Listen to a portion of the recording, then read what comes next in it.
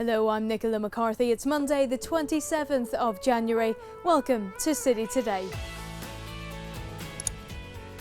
Well, after Saturday's 4-2 win over Watford, we've made it to the next round of the FA Cup, where we'll face Chelsea here at the Etihad Stadium. The draw means we'll play the Blues just 2 weeks after our Premier League encounter with Jose Mourinho's men on Monday, the 3rd of February. And we've been getting your thoughts on the mouth-watering cup tie.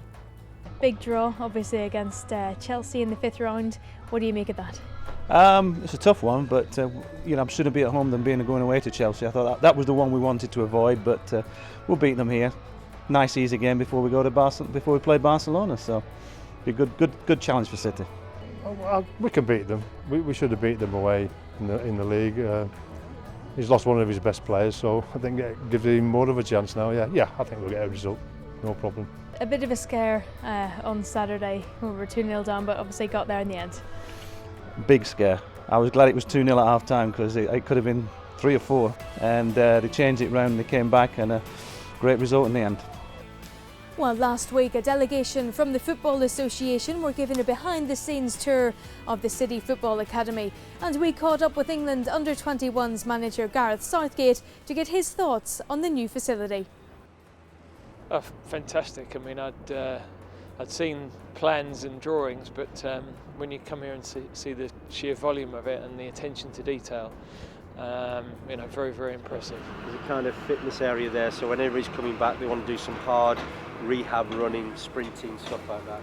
Every club, as we move forward, the big clubs will want to become sustainable. We'll want to have a philosophy that if they can get their players at a young age and educate them in the philosophy of the club and the way that the club want to operate, then when they get into the first team they have a greater attachment and they can relate to the supporters in a better way.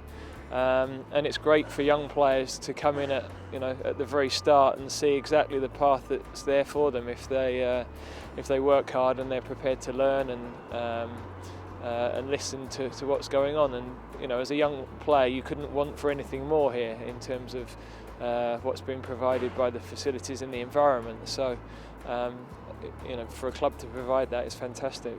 Well, the Etihad Stadium received a very special visit today from Sky Sports presenter Charlie Webster, who yesterday embarked on an incredible 250-mile run over 7 days. Charlie will visit a total of 40 football stadiums during the course of the week, and day 2 saw her take a pit stop here at the Etihad.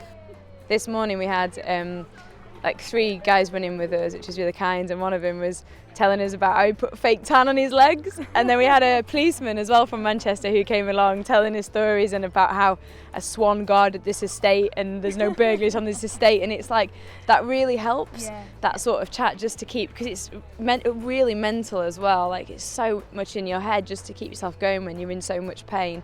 And also people are like reading out tweets to me and supportive messages, which is really keeping me going. And just what inspired this, Charlie? I know it's for a good cause. What inspired you to do this? I'm an ambassador for Women's Aid, and the issue of domestic abuse is something that I think is a huge problem in this country, and it's something that has resonated through my life, and it's had a huge impact. On the way here, I was talking to the policeman about it that ran with us, and he said the majority of their cases are domestic abuse cases, and logistically, if two women per week are dying in this country at the hands of their partner or former partner, it seems ridiculous, because can you imagine if 2 football fans in a stadium died every week? There'd be an uproar. But why is it okay for us to let that go in the home? And statistically, we're actually safer on the streets as women than we are in our own home with a man. Football fans have been absolutely fantastic, getting behind me and tweeting messages of support, and the supportive messages I have been completely mixed. So it's not just been women or men, it's been such an amazing mix of fathers saying, thanks for doing this, and because it's not just women are over there and men are over there, it's a human being issue.